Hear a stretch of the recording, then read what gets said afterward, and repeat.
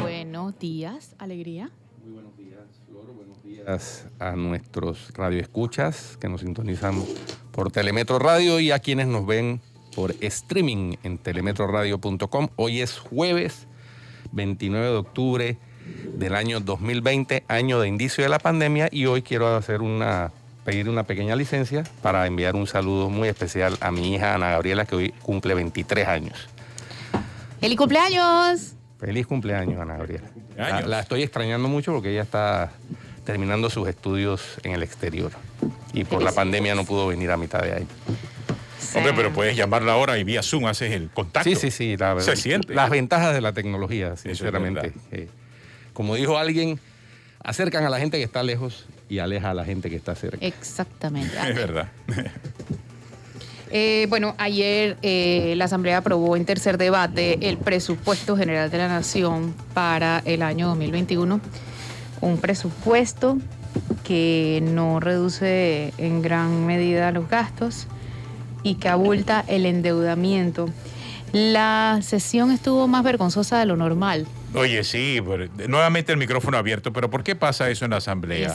Creo que eso es lo de menos. Sí. Digamos que yo vi unas cosas ayer que me quedé fría. ¿Habrá sido una diputada o habrá sido una asistente? No, una diputada. Diputada Zenobia Vargas. Diputada de la Junta Directiva, además. Sí, además. Pero, o sea, a ver. Ella no es la vicepresidenta. Bueno, sí. Ya vimos una vez el Te amo, mami. Pero eso sí fue Bolota. público, eso no fue un micrófono abierto. No. Yo digo, Sí. yo me refiero, más que micrófono abierto, me refiero al nivel.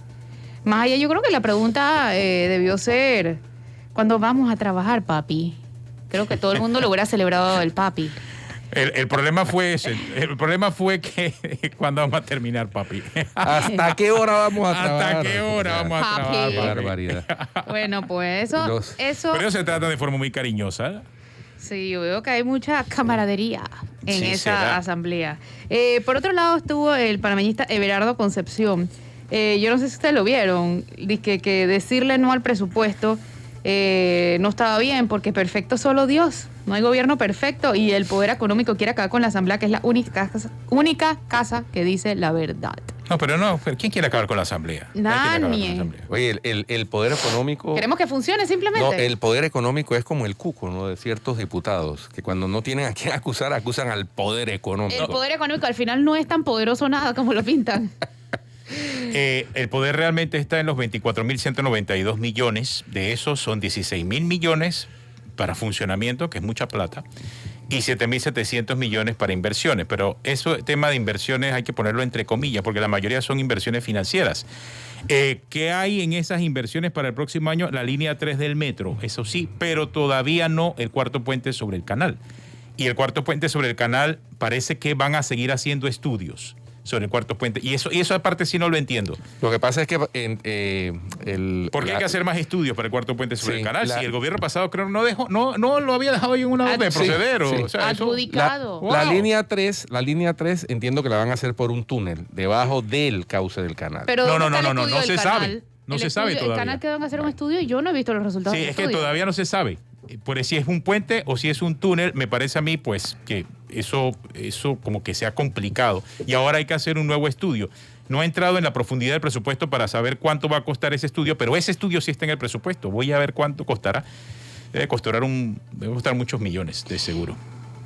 Ayer hubo otro proyecto que estuvo en discusión y fue el de la pesca. No sé si estuvieron pendientes del que regula la pesca. Por muy poco, si no fuera por el lobby de los ambientalistas y que pitaron, ese proyecto hubiera eliminado los centros de investigación, las ONGs, hubiera sacado a mi ambiente de la Comisión Nacional de Pesca responsable. Hay que estar pendiente siempre en la asamblea porque sobre todo al final de la sesión. Así es, porque ahí es el momento de los goles, ¿no? Así en es. el tiempo extra tratan de meter los goles y hay que estar, la sociedad tiene que estar pendiente al estilo Penedo para evitar un Volviendo al tema gol. del presupuesto, este año tampoco se cumple lo del 6% del Producto Interno Bruto para la educación. Y más allá de la promesa, porque esto demuestra que en campaña pues todos prometen lo imposible. 6% no, ¿cuánto? No. De acaso llegó al 3.5%, creo que nos dijo el director de presupuesto esta mañana. Eso es para el 2021. Para el 2021, obviamente. En un año de en donde la educación necesita más. O sea, las grandes prioridades del país en este momento son salud y segundo, educación. Pero sin embargo, sí se fueron por el camino estricto para el tema de los viáticos. Y me están hablando acerca de los estándares internacionales que se requieren para el tema de los viáticos. Yo insisto, este tema de los viáticos, y el mismo director nacional de presupuesto confesó cuánto el país se ahorró este año por no viajar. Y se ahorraron 36 millones de dólares, lo que indica que todos los meses en viajes, ya sean locales o internacionales, se gasta en concepto de viático 5 millones de dólares. Eso lo dijo el propio director nacional de presupuesto y esta mañana que lo entrevisté lo reiteró. Eso es mucha plata. Me va a decir ahora que no, lo que ocurre es que estamos reduciendo para el próximo año, ya no van a ser 36, van a ser 15. 15 millones sigue siendo mucha plata. Esos 15 millones pueden apoyar la educación, esos 15 millones pueden apoyar la salud. Se están dejando, por ejemplo, a la Universidad Tecnológica, creo que se le recortó como por 6, 7 millones de dólares. Bueno, no sé cuánto tenían y si es del corte real o es de lo que estaban pidiendo, pero eso es lo que no hace mucho sentido. Y yo le preguntaba acerca de, bueno, pero explíqueme cómo estamos dándole 600 dólares diarios de viáticos cuando el vale digital es de $100 a un funcionario. Y él decía, bueno, pero que son dos cosas diferentes. Claro. Sí, pero para la gente no son dos cosas diferentes. Pregúntele a aquel que tiene hambre en este momento si son dos cosas diferentes. Yo no sé si escuchaste sobre ese tema a Benicio Robinson ayer, diciendo que a los funcionarios no los podemos mandar al hotel más barato porque ellos van a representar al país. Y lo mismo dijo el director de presupuesto esta mañana. Por supuesto. El tema ¿por qué no? O sea, pero es que tampoco nadie está diciendo que se vayan a un cuchitril al hotel más barato de $25. Lo que se les está pidiendo es que no vayan al más caro. Exactamente. Porque es que si vamos a hablar de representar bien al país, uno no anda con un banner aquí de que estoy hospedada en el hotel Cuchitril número 6. No. Así es. ¿Sabes con qué anda uno y representando bien al país? Yendo a donde uno debió ir. Si vas a un congreso, ir al congreso, no irte de shopping a montar camellos. Sí. Así uno representa bien al país, haciendo lo que fue a hacer, no ir a turistear. Y además aprovechando lo que sea que el objeto de la reunión internacional, aprovechando el contenido de los seminarios, de los congresos, de las reuniones, sacando provecho para el país, logrando acuerdos importantes para el país, ventajas competitivas para el país. Esa es la manera de representar dignamente al país. No quedando sentados al hotel. El hotel es lo de menos. Mire, y reitero, nadie está pidiendo que vayan por ahí a cualquier pensión de mala muerte, no. Grandes pero empresas, que tengan un uso racional de los recursos. Grandes empresas transnacionales del mundo están repensando el tema de los viajes después de la pandemia, porque se dieron cuenta de que vean que aquí podemos tener un ahorro grandísimo en viajes, si podemos tener los mismos resultados vía Zoom. Y lo hablo en función de reuniones innecesarias, porque muchas veces solamente se viaja a un país extranjero y a veces reuniones lejanas. Vamos a Australia. Vamos a Australia a una reunión. No, si se puede hacer por Zoom y te ahorras no sé cuántos millones en el camino por la cantidad de reuniones que puedes realizar desde Zoom. Y vea las reuniones importantes. Lógico, para ir a negociar el interés de los bonos o la colocación de bonos, tienes que ir a Nueva York, tienes que ir a Manhattan y quizás a lo mejor tienes que hospedarte en el mismo hotel o en un hotel en donde esos garantes de ese bono van a ir a visitarte. Eso se entiende, dadas las características de esa reunión. Pero para ir a la reunión anual de las Naciones Unidas, o sea, ¿por qué toda la comitiva tiene que hospedarse en la Quinta Avenida? ¿Por qué? Cuando eso representa... Y el otro tema es viajar... enorme para el otro tema es viajar en business o en primera clase. O en avión privado. Eso se puede justificar para viajes extremadamente largos y si tienes una agenda apretada por aquello de tener una mejor... Y lo entiendo para el presidente. Un mejor estado, sí, presidente y ministros. Un mejor estado, digámoslo así, de físico, que no te agote tanto el viaje. Pero para viajes, por ejemplo, dentro de nuestro continente, no se justifica que haya viajes en business o en primera clase. Oye, en clase económica, la única diferencia es que tienes el bar abierto y limitado. Bueno, los asientos son un poquito más cómodos, pero ni Pedro Heilbron viaja en primera clase. Es que eso por eso. O sea, yo he visto a Pedro Heilbron viajando en económica. Yo he visto a Pedro Heilbron en también. Eso. O sea, además, no es y es el gerente general de la empresa. ¿Sabes qué? He visto a políticos colombianos de mucho más alto rango con diputados yo también. Viajando en economy. Yo los he visto. Por eso le digo, entiendo lo del presidente, porque es el presidente de un estado. Es más, que viaje en un avión privado, hasta allá puedo llegar. Tiene su avión pero presidencial. un ministro. Tiene su avión presidencial. Que está de más, pero bueno. Mira, cuando yo fui fiscal general de cuentas, yo tenía derecho a viajar en primera clase o en business class. Yo nada más viajé, creo que unas 4 o 5 veces a congresos de derecho procesal en la hermana República de Colombia. Y nunca viajé en business. Siempre, y di la instrucción, mis pasajes en clase económica. Porque es un viaje de 1 hora, eso no se justifica. Claro, y entonces la diferencia para el erario público es cuantiosa. Así sea un viaje corto a la vecina gente que Colombia. si se lo pagara de su bolsillo, Jamás. no va en business. Jamás. Ah, no, pero cuando llegas al Estado, quieres viajar en business. Ojo, y esto también pasa en las multinacionales, que también cambiaron las políticas, porque hasta hace unos años, si trabajabas en una multinacional, había un límite de horas para pedir un ascenso a business. Hoy en día eso ya no existe. Ya eso se eliminó con el tema de los enredos a nivel económico en el mundo. Todo se trata de tener acentuada una cultura del ahorro y no del derroche. Los países que no tenemos recursos ilimitados, como es el caso de Panamá, deberíamos tener siempre la cultura del ahorro y no andar derrochando como si fuéramos un país multimillonarios, que no lo somos. Aunque no los creamos, no lo somos. Tenemos muchas necesidades. Hoy estaba viendo en el noticiero estelar la tragedia del Tecal. O sea, gente que recibe durante 2 horas al día agua y de manera muy limitada. Y tienen que hacer unos esfuerzos increíbles. Y eso está aquí, al lado de la ciudad. Exactamente. El Tecal de Arraiján, casas bonitas. Bueno, pero... Urbanizaciones hechas sin la planificación adecuada por parte de la infraestructura del Estado para suplir los servicios básicos. En eso es que se tienen que usar los recursos, no en derroche, viajadera y viajes en primera clase. Bueno, pero el viáticos. derroche sigue de una manera. Y ayer, yo no sé si ustedes vieron la noticia de la niña de 13 años que murió mientras su familia la intentaba trasladar a un centro de salud. La trasladaron en hamaca, pasaron 4 quebradas. No hay derecho para que en un país donde hay tantos millones, se derrocha tantos millones, no haya para salvar la vida a la gente. O sea, esa noticia me dejó pensando. Anoche todavía pensaba en eso y no podía dormir. O sea, una niña de 13 años que se muere por falta de atención a tiempo. Eso me parece inhumano, me parece que las prioridades invertidas es una cosa, pero hay prioridades invertidas que son tan irresponsables que son criminales. Así es, no hay otra palabra para describir eso. Ese es el término, criminal. Comienza y termina todo, por eso hablamos acerca de la importancia, y más en esta época de pandemia, o sea, la importancia de hacer buen uso de cada centavo. El presupuesto de la nación crece en función de 3.7%, pero el propio Ministerio de Economía y Finanzas te está diciendo que los ingresos van a estar por el orden del 5%. O sea, van a caer en 5%. Entonces, no hay... ¿Qué dice entonces el Estado? Bueno, lo que ocurre es casualmente, para impulsar la economía, nosotros vamos a incrementar el presupuesto en 3%. Sí, pero cuando yo reviso lo que realmente impulsa la economía dentro del Estado, que es las inversiones públicas, en parte, no necesariamente se compagina una cosa con la otra. En gastos de funcionamiento mantenemos los mismos, porque te aseguro que en esos gastos de funcionamiento está la contratación de funcionarios. Eso es así. Claro, al margen de los aumentos establecidos en la ley por la planilla, porque hay aumentos establecidos en la ley que uno puede, aunque no nos guste, uno puede entender la justificación.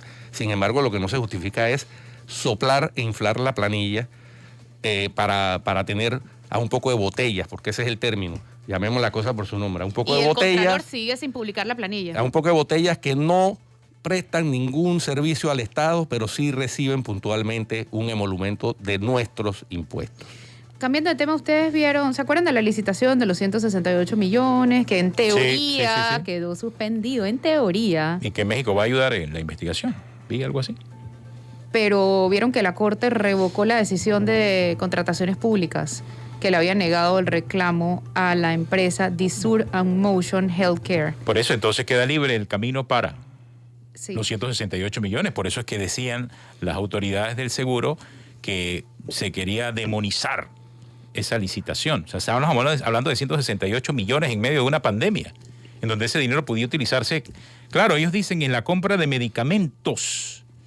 Pero es que no era compra de no es compra, medicamentos, es para distribución. es para un Distribución, es para un exactamente. sistema robotizado Claro. que supuestamente garantizaría, y digo supuestamente y subrayo, garantizaría que no hubiera desabastecimiento y que hubiera entrega puntual.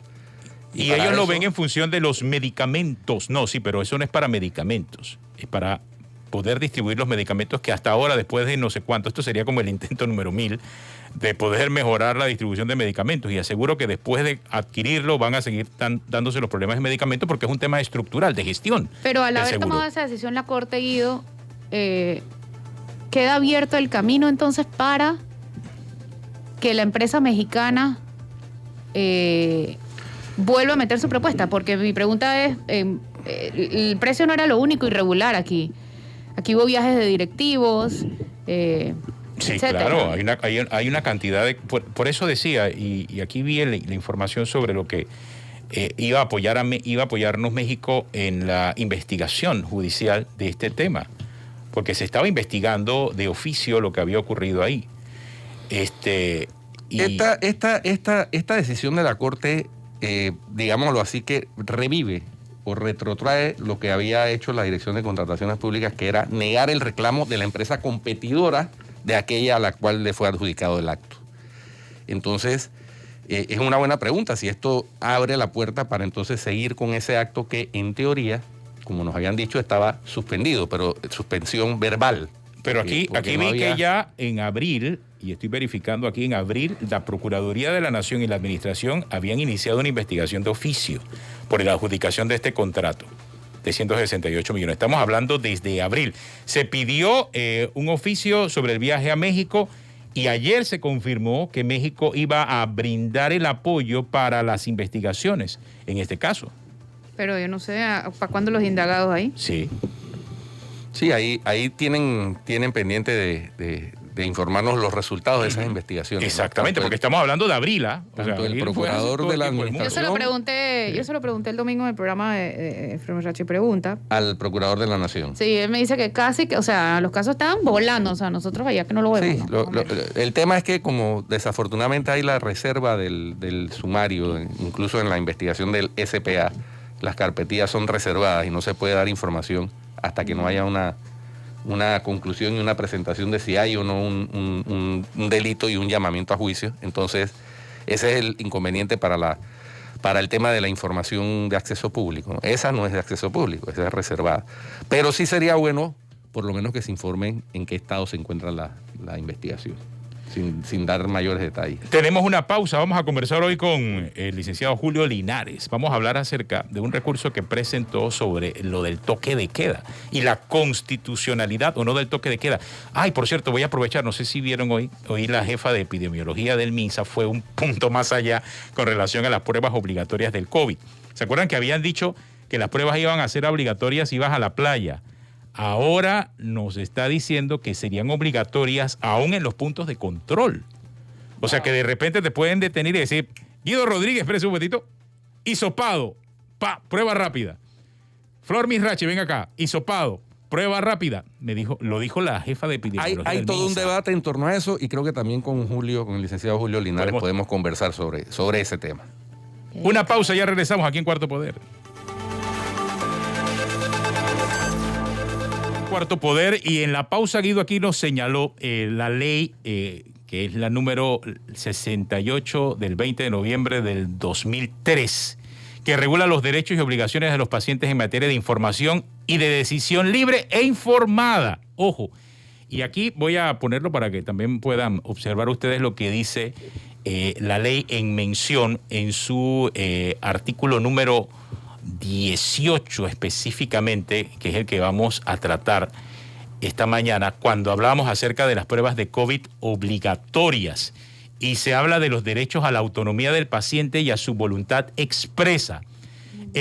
Dice y esto es importante de explicar, que cualquier intervención en el ámbito de salud requiere que la persona afectada haya dado su consentimiento específico y libre tras haber sido previamente informada de acuerdo con lo establecido pues en la ley.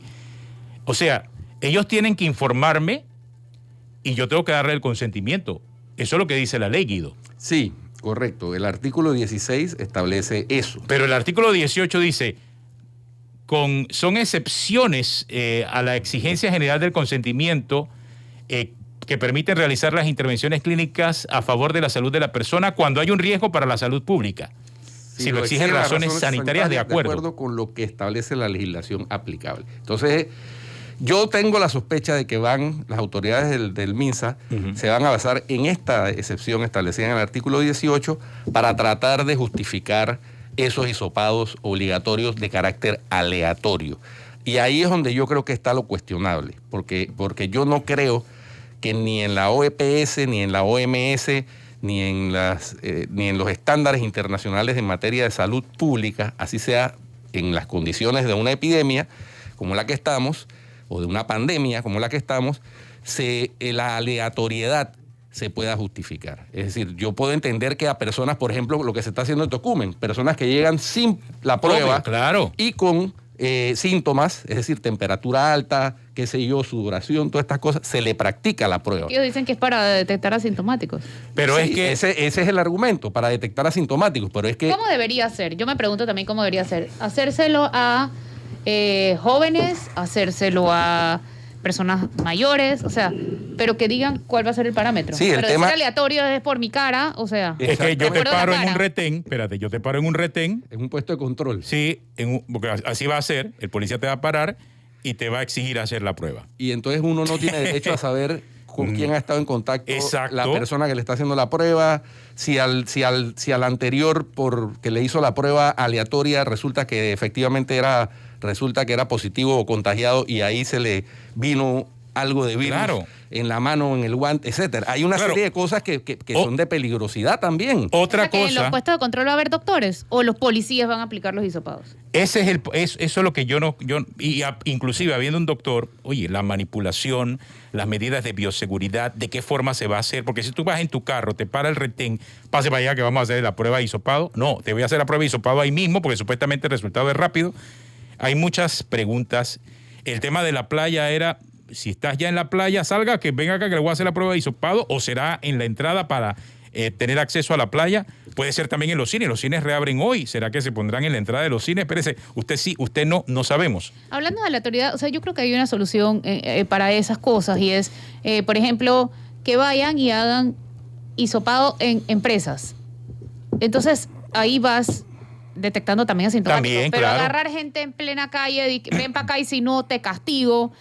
Por eso, no es el tema de realizar el hisopado, particularmente lo creo. Es más, están un poco tarde porque hasta todavía, si no tienes síntomas, ¿qué problema que te hagan un hisopado gratis? Y son gratis, en el Estado. Tienes que pagar no sé cuánto en una clínica privada para verificar si tienes o no tienes. Si hasta ahora ha sido así, ¿cómo vas a hacer el cambio para hacerlos gratis y hacerlos aleatorios? Es el método que hay que cambiar. No deben estar parando a la gente en la calle alegremente para que te hagas un hisopado sin las medidas de bioseguridad necesarias. Tú sabes que también podría ser... Lo de las empresas es buena idea. Lo de la empresa... Muchas empresas lo hacen hoy en día. Aquí se hace. Tenerlo voluntario. Yo estoy segura, porque he visto gente que se ha tratado de ir a hacer los hisopados y no se los hacen. No se lo hacen. No se los hacen. El Estado decide no hacérselos porque no tienen tal y cual síntomas. Uh-huh. Pero si yo veo un punto de control en la calle, yo veo que la cosa es responsable y digo, ¿sabes qué? Me lo puedo ir a hacer. Y yo creo que mucha gente también se lo haría. El problema es cuando te lo imponen. Ha habido. Recordemos que se hace el hisopado express. Sí, correcto. Claro. Ahí en los puestos de Panapaz. Pero ir a estuvo hacérselo. haciendo. No, claro. pero no te lo hacían. Dije yo, hola, me llamo Guido, ¿me puedes hacer un hisopadito?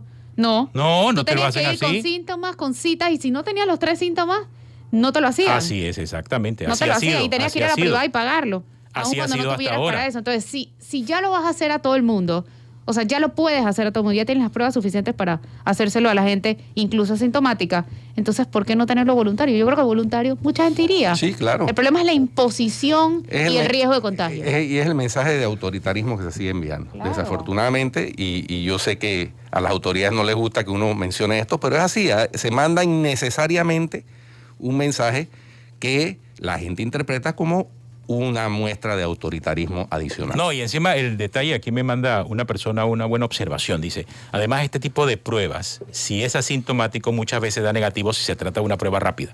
Ojo, también hay que analizar este tipo de circunstancias. Pero vamos a conversar con el licenciado Julio Linares. Lo tenemos en este momento en contacto vía Zoom. El licenciado Linares, que ya anteriormente ha estado acá en el programa, presentó una demanda de inconstitucionalidad promovida por los licenciados José Alberto Álvarez y Rubén Elías Rodríguez contra el decreto ejecutivo que declaraba toque de queda en la República de Panamá y dicta otras disposiciones, sumado también a lo que ahora estamos discutiendo acerca de la obligatoriedad que está planteando el Estado en los temas de los hisopados. Pero creo que el punto aquí, licenciado Linares, es el tema del toque de queda. Buenos días. Sí. Buenos días, Atenógenes. Sí, nada más para aclarar. Se trata de una demanda de inconstitucionalidad presentada por los colegas José Alberto Álvarez y Rubén Elías Rodríguez. Yo lo que estoy haciendo es presentando un alegato. He presentado un alegato esta semana apoyando ese recurso de inconstitucionalidad. ¿Por qué? Porque el procedimiento de inconstitucionalidad permite que en la fase de alegatos cualquier panameño intervenga, ya sea en apoyo a la solicitud de inconstitucionalidad o sencillamente a que la misma no se decrete. O sea, lo que yo he realizado es intervenir en el proceso dentro de la fase de alegatos para apoyar este recurso. Este recurso tiene que ver con los toques de queda, con los confinamientos. Ahora bien, es bueno aclarar algo. No es que estemos de acuerdo o que no sean necesarios los confinamientos o los toques de queda. Los mismos son necesarios porque estamos ante una pandemia, un contagio mundial. El problema es cuando no se siguen los procedimientos legales y constitucionales, porque cuando eso sucede llegamos a los excesos. Y lo que hemos estado hablando dentro de todo este tiempo es precisamente los excesos. ¿Y por qué se dan los excesos?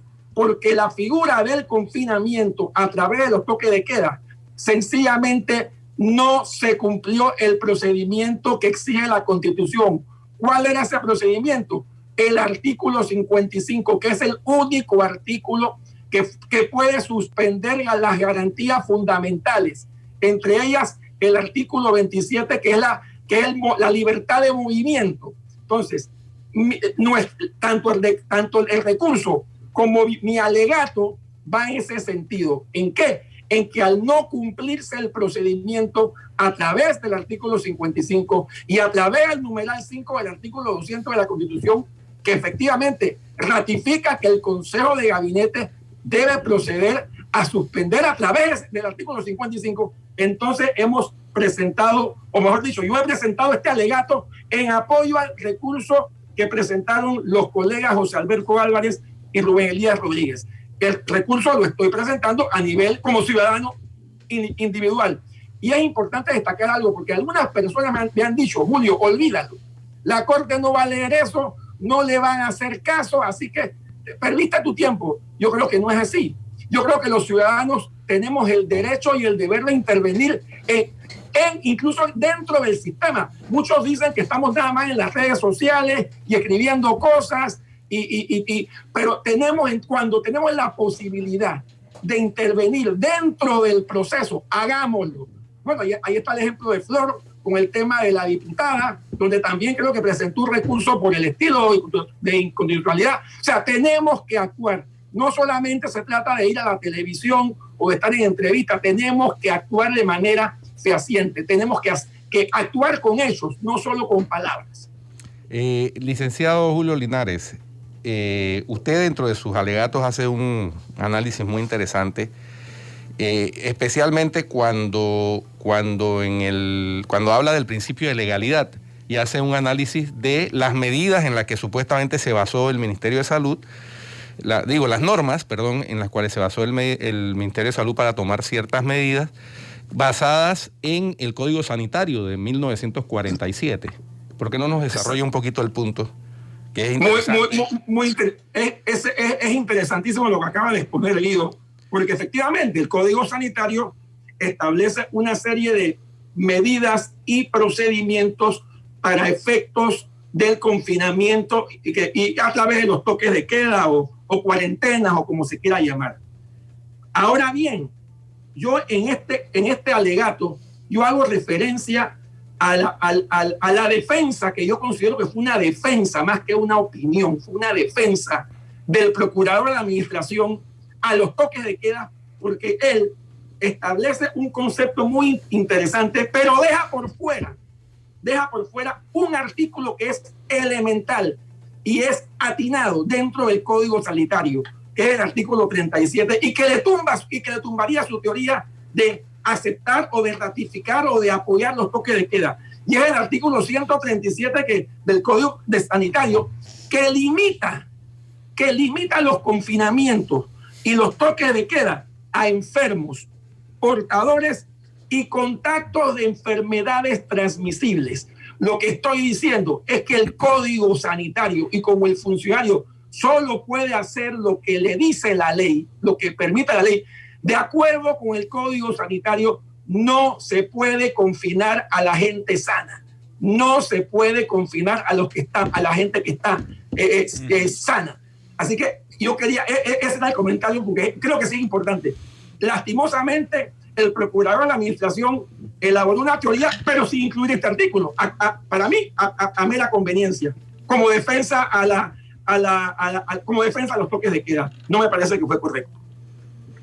Voy a leer el artículo 137, que es corto. Dice así: los enfermos, portadores y contactos de enfermedades transmisibles podrán ser sometidos a aislamiento, cuarentena, observación o vigilancia por el tiempo y en la forma que determine la autoridad sanitaria, la cual podrá proceder además, según el caso, a la desinfección concurrente o terminal, desinfestación, desratización, fumigación, etcétera, de los locales u objetos que tengan relación con el enfermo. Iguales medidas podrán aplicarse cuando sean practicables a otros locales de uso público o privado, sobre todo en caso de epidemia. Es decir, el código limita también la facultad del MINSA de aislamiento solo a las personas que estén contagiadas, no así a las personas que estén sanas, que fue lo que ocurrió.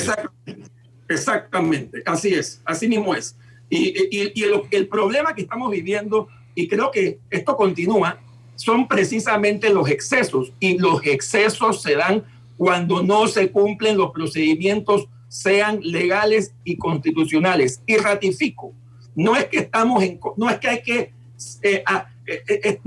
contra de los toques de queda, porque hay una pandemia, y la pandemia es de carácter mundial, pero se deben cumplir los procedimientos. De no hacerse, volvemos al círculo vicioso de lo que estamos hablando hoy. Ahora no se trata de confinamiento, ahora resulta que nos van a obligar en la calle a hacernos hisopados. O sea, es toda una serie de situaciones que deben limitarse cuando se cumple la Constitución y la ley. Y por eso estamos participando, y ya hemos presentado este alegato esta semana ante la Corte Suprema de Justicia, apoyando la teoría jurídica de los colegas José Alberto Álvarez y Rubén Elías Rodríguez. Ahora, atendiendo a los antecedentes inmediatos que han tenido los otros recursos y amparos que se han interpuesto, lo más seguro es que la Corte, en vista de que ya los toques de queda prácticamente están ya superados, pueda o no pronunciarse o pronunciarse diciendo que hay sustracción de materia. Creo que ese es un tema que hay que explicar también porque es interesante y es importante. Efectivamente, la Corte podría decir que el decreto ejecutivo 460 ya no existe, ya está fuera de la ley, ya fue anulado. Ya lo hicieron en dos de los amparos presentados, ya ese fue el argumento. Exacto. La Corte podría decir, bueno, en este caso habrá lo que se denomina sustracción de materia. Ahora bien, y yo de alguna manera lo explico en mi alegato, no se trata, si bien por tema formal tú tienes que ir en contra de un acto específico, que en este caso fue el artículo 460, el decreto ejecutivo 460 de 2020, la Corte debe ir más allá, porque lo importante no solamente es un decreto ejecutivo que en algún momento va a ser anulado. No se trata de eso. Tenemos que entrar en el acto administrativo, en el hecho, y el hecho permanece en el tiempo. Por ejemplo, al día de hoy todavía hay toques de queda de 11 de la noche a 5 de la mañana. Y a lo que voy es que el mensaje es que la Corte Suprema de Justicia, bueno, la salida fácil, ¿cuál sería? Sencilla sustracción de materia, porque ya ese decreto ejecutivo 490 no existe, o algunos de los subsiguientes no existen. Pero la Corte tiene la facultad de ir más allá, de ir al verdadero fondo. ¿Cuál es ese fondo? Decretar la inconstitucionalidad de los mismos actos que prevalecen en el tiempo. A ver, licenciado, a ver si entiendo. Considero yo, si al día de hoy no existieran, a ver, licenciado, que todavía los hay, porque todavía hay decretos de toque de queda entre 11 de la noche a 5 de la mañana. Aquí es un asunto de procedimiento. O sea, si el Estado quiere restringir o suspender el artículo 27, que tiene que ver con la libertad de movimiento, tiene que declarar estado de emergencia, que es el artículo 55 de la Constitución actual. Estado de urgencia. Estado de urgencia, pues. Estado de urgencia. Si no declara estado de urgencia, no puede restringir movimiento. O sea, eso es lo que está sobre la balanza aquí. Sí, pero por otro lado, cuando la Corte rechazó los 2 amparos estos, dijo que es porque ya la medida se había suspendido, pero la medida siempre quiere a fondo, claro. No. Y para lo que viene en el futuro. No por eso tanto, sino porque en esencia la medida ha seguido, cambió de hora nada más. Pero sí. El fondo... No, pero es que para el futuro... Es que ya no te guardan desde las 6 de la tarde, sino desde las 8. Sí, puede ser a las 11. Es lo mismo. Sí. O puede sea, ser, es el mismo argumento. puede ser a la hora que quiera, pero el Estado no puede restringir tu movimiento si no declara un estado de urgencia. Ahora, ese es el punto y la discusión que tiene Julio Linares. Así es, pero la petición que hace el licenciado Linares en su alegato, además, tiene que ver, me parece, Julio, más con que la Corte asuma su papel de ponerle límites a los posibles excesos o abusos del órgano ejecutivo, aunque ya las medidas originales no estén vigentes, dejar sentado que se cometió el abuso y el exceso y que ese abuso y ese exceso fueron inconstitucionales. Me parece que ese es el propósito. Para sentar un precedente. Es correcto lo que estás interpretando, Guido. Así mismo es, que no se salga por la puerta fácil de decir que hay sustracción de materia, sino que sencillamente deje el precedente, aunque ese decreto ejecutivo ya no existe, el acto todavía continúa y hay decretos ejecutivos hoy, es verdad, minimizados, pero que todavía existen toques de queda. No, y eso va de la mano, porque es que si el Estado como Estado no hace las cosas de forma correcta, ¿qué esperamos nosotros de un policía? Que de repente en un retén policial te obliga a no poder moverte porque a él le da la gana. Y eso pasa. Se dan los casos de abuso de autoridad, pero es que no se respeta la forma en que deben hacer. Vivimos en un Estado de Derecho y hay una forma para hacer todo. Y si el Estado no lo respeta, mucho menos hacia abajo la autoridad inmediata que tenemos, los corregidores, los jueces de paz, la policía no la respeta. No, porque no lo entienden muchas veces. No podemos esperar nada distinto. El concepto no lo entienden. Ni la protección. Porque por lo visto el mismo Estado tampoco lo entiende. Es que como en todo, el mal ejemplo permea muy rápido hacia abajo. A diferencia del buen ejemplo que permea muy lento. Sí. Y esto es de lo que se trata. Es decir, de que los organismos de control jueguen su papel, jueguen el rol a que están llamados a jugar en un Estado de Derecho y en una democracia. No, y hay algo más, y Guido está muy claro en esto. El Estado panameño aceptó que está violando las garantías fundamentales cuando envió la nota PANA 7121 del 25 de marzo a la OEA, señalando que en base al artículo 27 de la Convención Americana de Derechos Humanos estaba cumpliendo con informar que las garantías en Panamá estaban siendo suspendidas. Y eso contraviene a lo que ha hecho internamente, porque aquí aprobó toque de quedas sin ni siquiera utilizar como fundamento de derecho el artículo 55 de la Constitución. Así que es toda una contradicción. Y lo que tratamos con este alegato, apoyando recursos, precisamente hacer todas esas aclaraciones que demuestran que el gobierno actuó de manera equivocada. Ahí se puede traer el viejo aforismo aquel que dice que candil de la calle, oscuridad de la casa. Uh-huh. Sí, y yo creo que el punto que ustedes han tocado esta mañana, Julio, es profundo. Pero también a la vez llama a la reflexión de las autoridades. O se suspenden las garantías o no se suspenden las garantías. este camino intermedio que se buscó para este tema puntualmente de la pandemia puede servir de referencia para decisiones que en el futuro se tomen. Porque pues, hoy es la pandemia, pero mañana no sabemos qué va a pasar. ¿Y se van a tomar las mismas decisiones? Exacto. Es más, el gobierno nos dijo a nosotros que esto no era una suspensión de garantías. Eso fue lo que sí, pero me estás restringiendo el movimiento. Pero sin embargo, a nivel internacional dijeron todo lo contrario. A la vez así le dijeron, suspendemos garantías y por eso presentamos la nota de acuerdo al artículo 27 de la Convención Americana de Derechos Humanos. Eso no puede ser. No puede ser. Como siempre ocurre, cuando se escriba la historia de la pandemia y se hagan los análisis posteriores y todo lo demás, eventualmente saldrá a la luz la motivación real que tuvo el Ejecutivo para no suspender esas garantías con base en lo que establece la Constitución. Todo el mundo, o muchos, sospechamos que era para no someterse a un chantaje político por parte de la Asamblea, porque esa declaratoria de estado de urgencia requiere que cada 10 días se someta a consideración de la Asamblea los motivos para extender la medida. Y todos sospechamos que por ahí va la cosa, pero eso no justifica de ninguna manera la violación de la Constitución en un Estado democrático de derecho. Sí, eso, exactamente, eso no es excusa. Y es más, hace un par de programas escuchaba a Tenógenes de alguna manera preocupado por el artículo 55, y lo entiendo. Sin embargo, en este momento era el artículo 55 lo que permitía una flexibilidad. Y es más, todavía estamos peor, porque las garantías no se suspendieron a través de un artículo 55, sino a través de decretos ejecutivos. No, y me preocupa todavía el artículo 55, en el caso panameño, porque incluye la suspensión de la libertad de expresión. O sea, el artículo 55 es claro. Te suspendo la libertad, o sea, no puedes ni siquiera hablarme.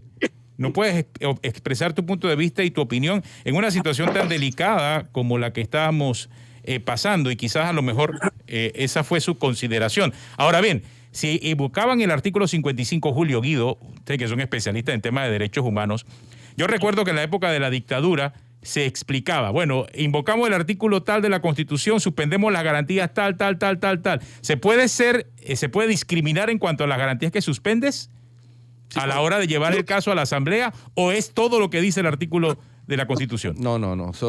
Es un menú elegible a elección. Ah, es un menú elección, interesante. Puedes elegirlo todo, pero por supuesto. Pero también puedes elegir aleatoriamente. Aleatoriamente. Sí. Ah, bueno, entonces hay un... Aquí me está escribiendo un magistrado de la Corte, dice que sí puede ser parcial. Sí puede ser parcial. No es todo, puede ser parcial. Gracias por la aclaración del magistrado. Así que te están escuchando los magistrados de la Corte, ya sabes, Julio. Hay interés. Qué bueno. Hay interés en el tema. Hay interés en el tema, sobre todo para definir qué va a pasar con este tipo de circunstancias. Muchas gracias, Julio Linares, por acompañarnos aquí en Cuarto Poder. Tenemos una pausa. Ya regresamos. Gracias, Julio. Perdóname la emoción. No, para nada. Qué bueno, saludos. Llegamos. Seguimos. Hay dos temas importantes. Mañana se retoma la audiencia de Arquesio Arias en la Corte Suprema de Justicia, que la última vez no se pudo porque hubo COVID en esas oficinas.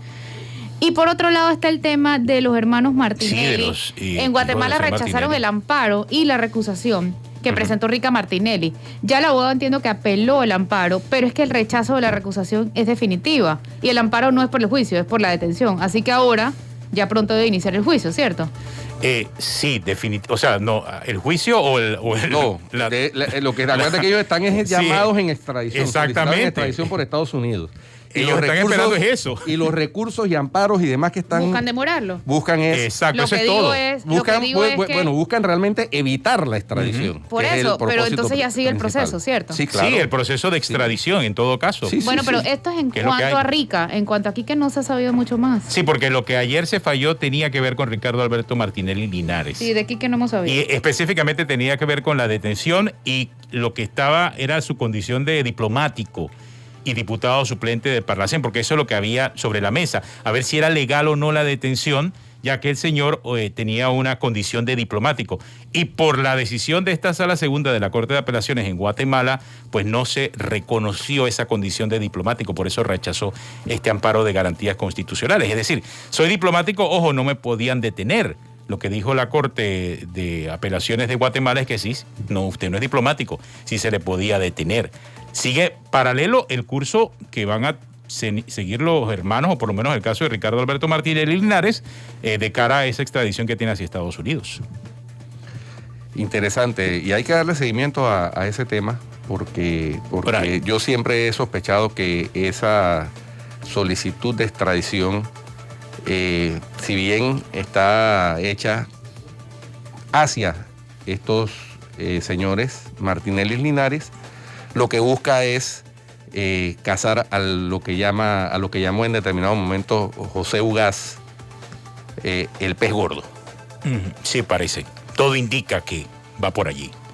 Y ese quizás es el objetivo detrás de la extradición. Falta ver qué va a ocurrir cuando lleguen a Estados Unidos, si se da. Yo pienso que al final se va a dar, tarde o temprano, demore más, demore menos.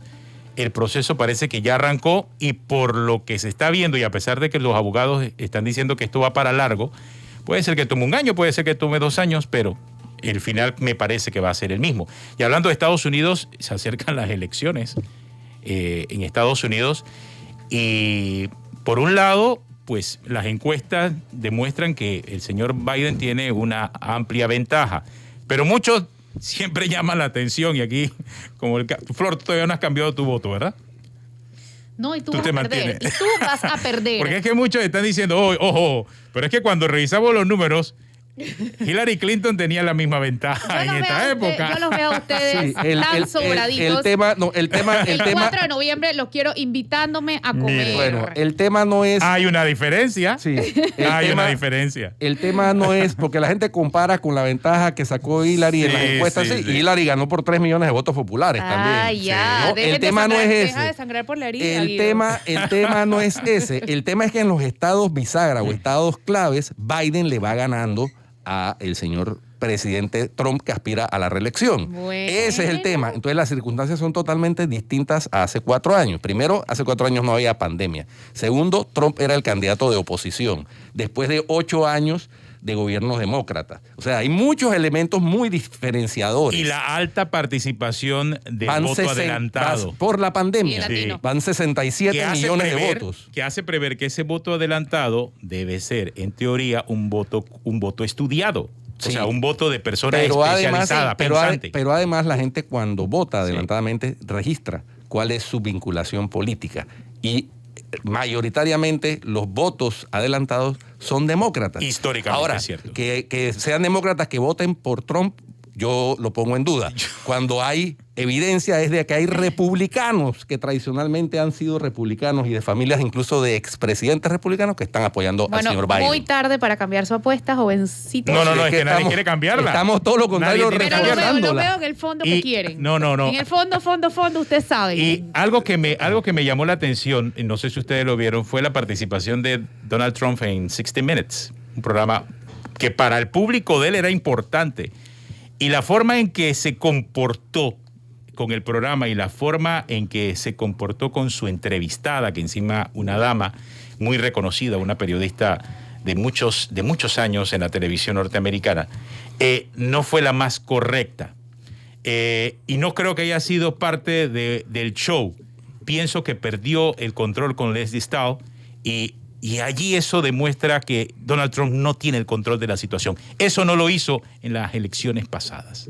Y eso sí me llamó poderosamente la atención. No lo haría en circunstancias normales. Él sabe con el programa que está hablando. ¿Ha habido alguna elección tan reñida, tan polémica en Estados Unidos? ¿O esta es como...? No, claro, ha habido. La elección del 2000. La elección del 2000. Ha habido. No solo ponerte en el pre, sino en el momento de la decisión. En el momento de la decisión que terminó la Corte. No, en el momento de la decisión. Corte definiéndola. Yo me refiero al punto de que ahora, al punto de que ahora los republicanos bloquean esa posibilidad al lograr la ratificación de la nueva magistrada de la Corte Suprema de Justicia. Por cualquier cosa, ¿no? Hay que ver qué pasa con eso. Tenemos a los republicanos en control. Claro, va a depender de lo estrecho que esté la diferencia en la votación. En la votación de los estados bisagra. Claro, exactamente. Que esos son los que definen. Porque es que Florida, con el sistema... Ohio, Michigan, Pensilvania, Incluso Biden está haciendo campaña en algunos estados que siempre han favorecido a los republicanos y que ahora la situación está estrecha con Biden adelante. Por poco, pero adelante en las encuestas. No, y recuerden que ahí por un voto te llevas todo. Por un voto te llevas todo. Así, es o todo o nada. No es que ese voto suma o resta, no, es que ese voto se lleva todo el colegio electoral de un estado. Entonces, por eso es la importancia de pelear hasta la más pequeña mesa en esos estados bisagras. Y este fin de semana, que ya es prácticamente el último fin de semana de campaña, por ejemplo, el expresidente Barack Obama, va a estar en Florida haciéndole campaña a Biden.